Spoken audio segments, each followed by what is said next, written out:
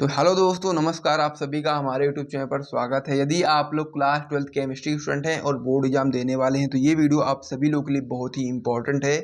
पहला क्वेश्चन जो आपका इसमें होने वाला है काफ़ी इंपॉर्टेंट है। इसी प्रकार से जितने भी क्वेश्चन वीडियो में आपको बताने वाला हूँ वो सभी आपके बोर्ड परीक्षा के लिए बहुत ही महत्वपूर्ण प्रश्न हैं।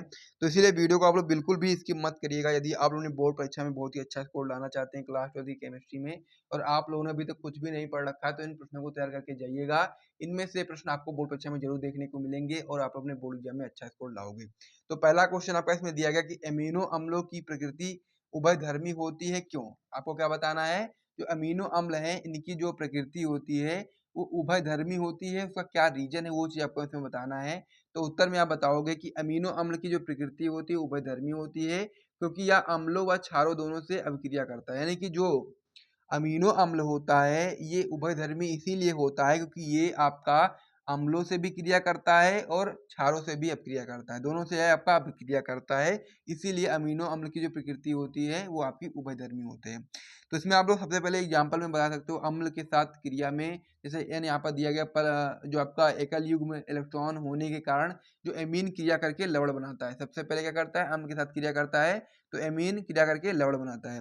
दूसरा आपका इसमें क्षारों से क्रिया में बताएंगे कि एमीन जो आपका होता है KOH की उपस्थिति में क्लोरोफॉर्म से क्रिया करके आइसोसाइनाइड बनाता है।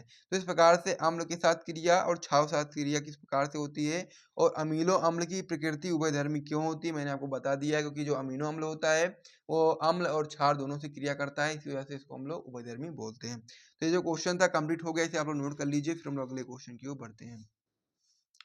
अगला जो क्वेश्चन है भी आपका वेरी इंपॉर्टेंट क्वेश्चन है। क्वेश्चन आपका है मालिश परीक्षण क्या है। क्वेश्चन क्या है आपका? मालिश परीक्षण क्या है। तो बहुत ही इंपॉर्टेंट प्रश्न ये भी आपका होता है।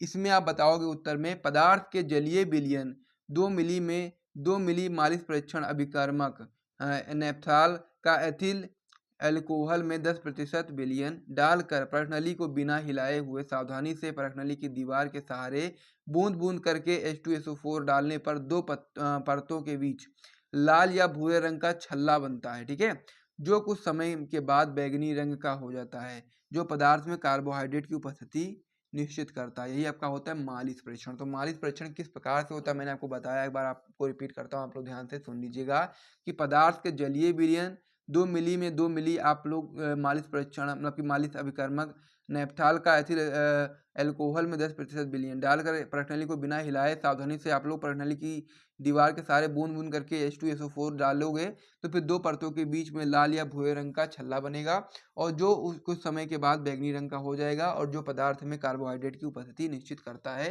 यही आपका मालिश परीक्षण कहलाता है। इसे भी आप लोग नोट कर लीजिए, याद कर लीजिए। फिर हम लोग अगले क्वेश्चन की ओर बढ़ते हैं। अगला प्रश्न इसमें दिया गया है किस बैक्टीरिया की सहायता से पशु सेल्यूलोज को पचाते हैं, मतलब कि पचाते हैं, पाचन करते हैं, ठीक है।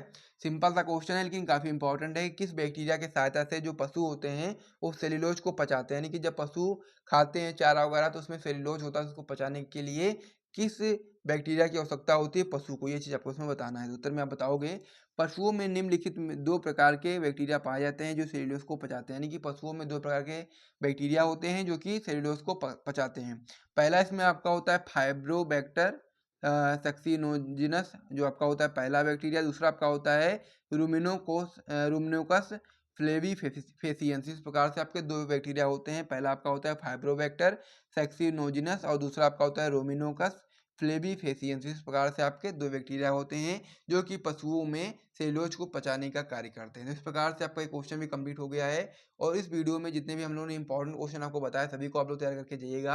आपके बोर्ड परीक्षा में क्वेश्चन आ सकते हैं और आपके नंबर पक्के करवा सकते हैं। तो यदि आपको वीडियो पसंद आए तो वीडियो को लाइक करो, चलो सब्सक्राइब करो। मिलते हैं वीडियो में, तब तक के लिए जय हिंद।